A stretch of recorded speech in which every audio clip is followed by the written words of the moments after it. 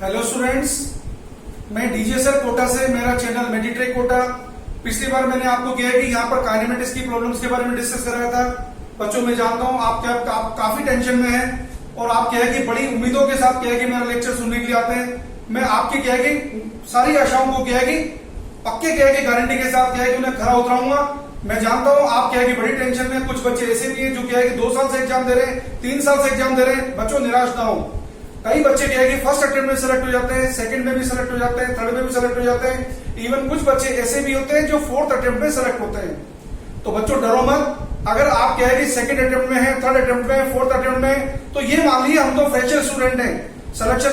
Selection किसी भी बच्चे का तभी होता है जब बच्चे के क्या है कि फंडामेंटल्स क्लियर होते हैं। और अगर आपका क्या है कि सब्जेक्ट अच्छी तरह तैयार भी नहीं हुआ है तो भी आपको चिंता करने की जरूरत नहीं है, क्योंकि मैं आपके साथ हूं और मैं आपको क्या है कि लिमिटेड टाइम के अंदर क्या है कि बेस्ट क्वेश्चंस के साथ आपको क्या है कि नीट 20 की प्रिपरेशन करा रहा हूं। अगर आप क्या है कि इस कम टाइम के अंदर क्या है कि प्रीसियस क्वेश्चंस के अकॉर्डिंग भी आपकी तैयारी करते रहे तो उम्मीद रखिए आपके सेलेक्ट होने के क्या है कि चांसेस मैक्सिमम रहेंगे। तो मेरे चैनल मेडिट्रेक कोटा को फॉलो करते रहिए। आज मैं आपको काइनेमेटिक्स में मोशन अंडर ग्रेविटी के बारे में आपको डिस्कस कराऊंगा। पिछले टर्म में मैं आपको क्या है कि रिएक्शन टाइम छोड़ दिया था, उस रिएक्शन टाइम का भी आपको इंट्रोडक्शन दूंगा। बाकी मोशन अंडर ग्रेविटी की कंप्लीट प्रॉब्लम इस वाले टर्म में आपको डिस्कस कराऊंगा। देखिए यहाँ पे क्या है कि सबसे पहले समझ लीजिए रिएक्शन टाइम क्या होता है। देखो, जब कोई क्या है कि व्हीकल गाड़ी चलाता है, जब कोई ड्राइवर गाड़ी चलाता है तो गाड़ी चलाते टाइम यदि उसको क्या है कि रेड ट्रैफिक सिग्नल ऑन नजर आ जाता है तो उसे इंडिकेशन मिलता है कि उसको गाड़ी को रोकने की जरूरत है, मतलब ब्रेक लगाने की जरूरत है। तो जितने टाइम के लिए वो ड्राइवर क्या है कि व्हीकल में ब्रेक अप्लाई नहीं करता है, उतने टाइम के लिए गाड़ी उसकी क्या है कि पुरानी कांस्टेंट वेलोसिटी से चल रही होती है। तो ब्रेक लगाने के लिए क्या है कि जब उसने सोचा और जितने टाइम बाद उसने ब्रेक लगाया, इस सोचने और ब्रेक लगाने के बीच का जो टाइम इंटरवल था जिसमें उसका व्हीकल कांस्टेंट वेलोसिटी से चल रहा था, इसको बोलते हैं बच्चों रिएक्शन टाइम। तो what is reaction time? The time interval between thinking and implementing the decision is called reaction time. In a period of reaction time vehicle keep on moving with its original velocity. तो यहाँ पे आपको क्या दे रखा है? एक vehicle चल रहा है 54 किलोमीटर पर आवर से। यहाँ पे क्या है कि व्हीकल को इंडिकेशन मिलता है, ये रेड ट्रैफिक सिग्नल ऑन हो जाता है और इस व्हीकल का क्या है, ड्राइवर का रिएक्शन टाइम है 0.4 सेकेंड। ब्रेक लगाने के बाद यहाँ पे क्या है कि व्हीकल में डिसेलरेशन प्रोड्यूस होता है 6 मीटर पर सेकेंड स्क्वायर से। अब आपको पूछा है कि रिएक्शन टाइम को शामिल करते हुए कितना दूर ये क्या है कि चल के क्या है कि गाड़ी रुक जाएगी। तो देखिए बच्चों, इसकी वेलोसिटी कितनी है? 54 इंटू 5/18, ये आ गया 15 मीटर पर सेकेंड। क्यों? 1 किलोमीटर पर आवर का नीट पॉइंट ऑफ व्यू से आप डायरेक्ट कन्वर्जन याद रखिए, 1 किलोमीटर पर आवर होता है 5/18 मीटर पर सेकेंड। नीट में इतना टाइम नहीं होगा कि आप क्या है कि 1 किलोमीटर को लेके 1000 मीटर, 1 आवर को लेके 60 मिनट, 1 मिनट को लेके 60 सेकेंड और फिर इस तरीके से आप क्या है कि कन्वर्ट करें। डायरेक्ट याद रखिए 1 kilometre per hour equal to 5/18 metre per second. तो यहाँ पे हमारे व्हीकल की वेलोसिटी है 15 मीटर पर सेकेंड, क्योंकि रिएक्शन टाइम कितना था? 0.4 सेकेंड। इस रिएक्शन टाइम के इंटरवल में व्हीकल इसी कांस्टेंट वेलोसिटी से चलता रहेगा। तो रिएक्शन टाइम के इंटरवल में व्हीकल ने कितना डिस्टेंस ट्रेवल किया है? x1 आया 15 इंटू 0.4 जो आया 6 मीटर। अब क्या है कि ब्रेक लगाने पे डिसेलरेशन कितना प्रोड्यूस हुआ है? 6 मीटर पर सेकेंड स्क्वायर। तो हमने मोशन की थर्ड इक्वेशन लगाई, v square equal to u square minus 2as। Let us assume distance travelled is x2। तो यहां से क्या है कि सोल्व करेंगे तो x2 की वैल्यू आएगी आपके पास 18.75 मीटर। तो आपके पास क्या है कि टोटल क्या है कि कितना डिस्टेंस ट्रेवल की व्हीकल ने? 18.75 plus 6 metre that is equal to 24.75 metre. अगर आपको ये निकालना हो इसका टाइम कितना लगा है तो आप मोशन की फर्स्ट इक्वेशन लगा दो, v equal to u minus 80। हमारे पास v तो हो गया 0, u था हमारा 15, तो 0 equal to 15 minus 6 into t2। तो t2 सोल्व करने से आएगा 2.5 और 0.4 सेकेंड उसका रिएक्शन टाइम था। तो जर्नी का टोटल टाइम कितना आ गया? 2.9 सेकेंड। ये हमारे व्हीकल का वेलोसिटी टाइम कर्व है। 0.4 सेकेंड तक तो क्या है कि व्हीकल किससे चला है? कांस्टेंट वेलोसिटी से, और फिर डिसेलरेट हो रहा है। टोटल जर्नी का टाइम है 2.9 सेकेंड। अगर हम क्या है कि ग्राफ ड्रॉ करना चाहें डिस्प्लेसमेंट टाइम का, तो देखो 0.4 सेकेंड के लिए तो क्या है कि व्हीकल चला है कांस्टेंट वेलोसिटी से, जिसमें उसका डिस्प्लेसमेंट हुआ है 6 मीटर। उसके बाद व्हीकल हुआ है डिसेलरेट, जिसमें वो कितना चला है? Extra 18.75 metre. और टोटल कितना चला है? 24.75 मीटर। ये इसका डिस्प्लेसमेंट एंड टाइम का ग्राफ है। ओके, तो देखिए अब आपको क्या है कि मोशन अंडर ग्रेविटी के क्या है कि इंपॉर्टेंट क्वेश्चंस के बारे में बता रहा हूं। मोशन अंडर ग्रेविटी के अंदर क्या है कि क्वेश्चन सोल्व करने बैठोगे, बुक को देखोगे तो आपको क्या है कि कम से कम क्या है कि 100, 200, 300, 500 आपको क्या है कि कई सारे क्या है कि अनलिमिटेड क्वेश्चंस मिलेंगे। आपके पास इतना टाइम नहीं है क्योंकि आपको क्या है कि नीट को इसी साल गारंटी से क्रैक करना है। तो मैं आपको क्या है कि बहुत ही कम क्वेश्चन में आपको क्या है कि नीट के मोशन अंडर ग्रेविटी के इंपॉर्टेंट क्या है कि कंसेप्ट सारे सिखा देता हूं, जिससे आप क्या है कि कोई भी क्वेश्चन को क्या है कि आप आसानी से सोल्व कर पाएंगे। आप क्या है कि जो मैं बता रहा हूं इन कंसेप्ट पे क्या है कि बारीकी से ध्यान दीजिए, आप गारंटी है सारे क्वेश्चन को क्या है कि अच्छी तरह सोल्व कर पाएंगे। तो देखिए यहां पे आपको दिया है एक पार्टिकल को हमने, ये ग्राउंड है, ये ग्राउंड का पॉइंट है वो जहां से यू वेलोसिटी से हमने प्रोजेक्ट किया है, और ये क्या है कि पी मोशन का हाईएस्ट पॉइंट है। सबको मालूम है मोशन के हाईएस्ट पॉइंट पे क्या है कि इसकी वेलोसिटी 0 हो जाती है, और ये बीच में क्या है कि जर्नी में कोई पॉइंट है A and B. Let us assume at point A and B, velocities are v1 and v2। याद रखिए जब ये क्या है कि हमारे पार्टिकल की डाउनवर्ड जर्नी होगी, हम क्या है कि यहाँ पे एयर रेजिस्टेंस को कंसिडर नहीं कर रहे हैं। Air resistance non conservative force होता है और gravitational force conservative force field होता है। याद रखना कंजर्वेटिव फोर्स फील्ड में मैकेनिकल एनर्जी कंजर्व होती है। कंजर्वेटिव फोर्स फील्ड में क्या होगा, यहाँ पे सेम पॉइंट पे पार्टिकल की स्पीड सेम होगी। याद रखिए सेम पॉइंट पे पार्टिकल की वेलोसिटी सेम नहीं होगी, क्योंकि वेलोसिटी वेक्टर क्वांटिटी है।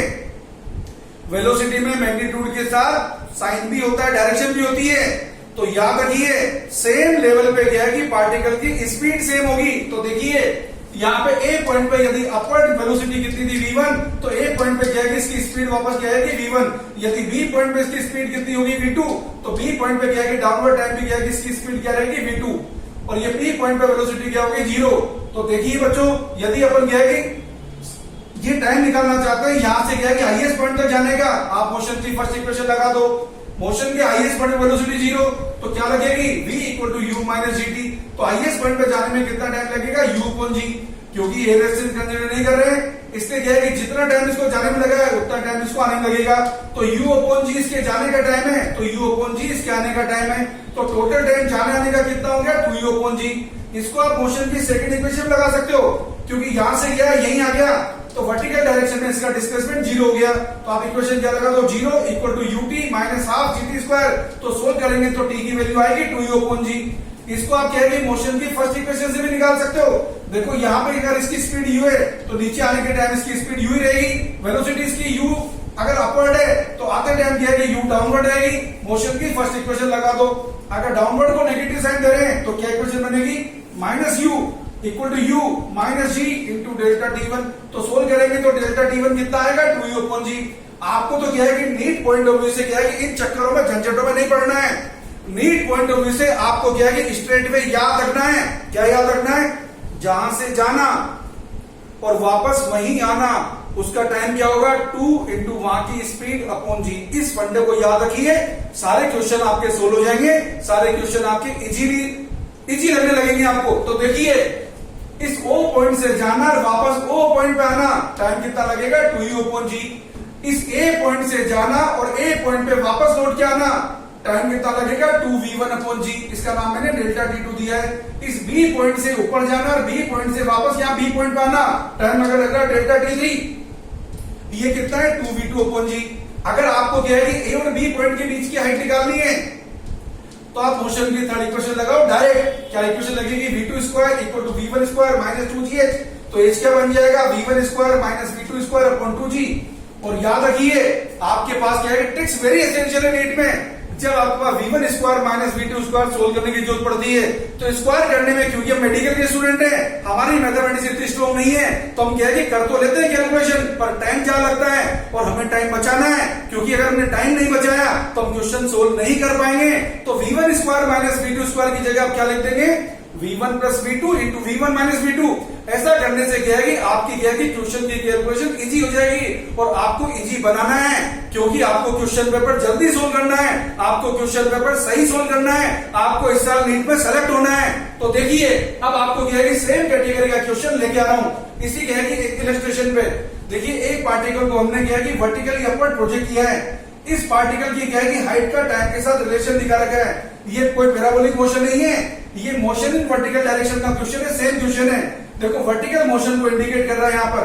ये आपको ए पॉइंट बता रखा है, ये अपवर्ड जर्नी का पॉइंट है, फिर से ए पॉइंट ये इसकी डाउनवर्ड जर्नी का पॉइंट है, ये बी पॉइंट इसकी अपवर्ड जर्नी का पॉइंट है, ये बी पॉइंट इसकी डाउनवर्ड जर्नी का पॉइंट है, और ये बी पॉइंट इसका क्या है कि मोशन का हाईएस्ट पॉइंट है। आपको दिया है कि देखो ए पॉइंट पर जब ये पहुंचा था ये टाइम कितना था 2 सेकंड, और फिर से जब ये ए पॉइंट पे लौटा कब लौटा 16 सेकंड बाद। तो आप देख सकते हैं ए पॉइंट से ए पॉइंट तक आने में इसको कितना टाइम लगा 16 - 2 मतलब कितना लगा है 14 सेकंड। और यदि हमने क्या मान लिया ए पॉइंट पे गया कि वेलोसिटी कितनी v1, तो ए पॉइंट से वापस ए पॉइंट तक आने में कितना टाइम लगता है यहाँ पर, जो आपको पहले ही बता रखा है 2v1/g। तो अपन डायरेक्ट लगाएंगे 2v1/g = 14। यहां से सोल्व करने से v1 आएगा 70, क्योंकि g की वैल्यू सब्स्टिट्यूट कर दी हमने 10 मीटर/सेकंड²। फिर से देखिए b पॉइंट से b पॉइंट पे जाना है, अगर हमने b पॉइंट पे वेलोसिटी क्या मान ली v2, सेम पॉइंट से सेम पॉइंट तक आने में क्या टाइम लगता है 2 × वहां की स्पीड/g। b पॉइंट पे क्या है कि बच्चों स्पीड कितनी है v2, तो b पॉइंट से b पॉइंट तक आने में कितना टाइम लगेगा 2 × v2/g, जो किसके इक्वल आ गया यहाँ पर 12 - 6, जो कितना हो गया 6।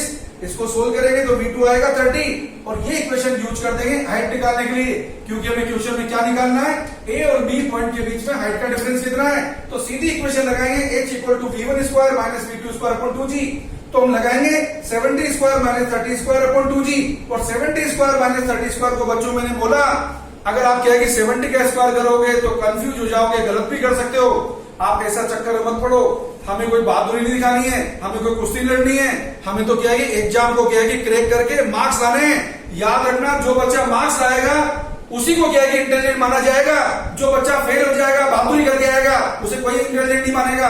तो आपको सीधा सीधा क्या करना है 70² - 30² को सीधा सीधा क्या करो 70 + 30 बड़ा इजी 100 हो गया, 70 - 30 40 हो गया। अब आपकी कैलकुलेशन बड़ी आसान होगी, सोल्व करने से कितना हो गया ये h आ जाएगा 200 मीटर। इस तरीके से आप क्या है कि ट्रिक्स लगाइए जगह जगह, तो आप क्या है कि आपके लिए नीट क्या है कि सारा कैलकुलेशन आसान हो जाएगा।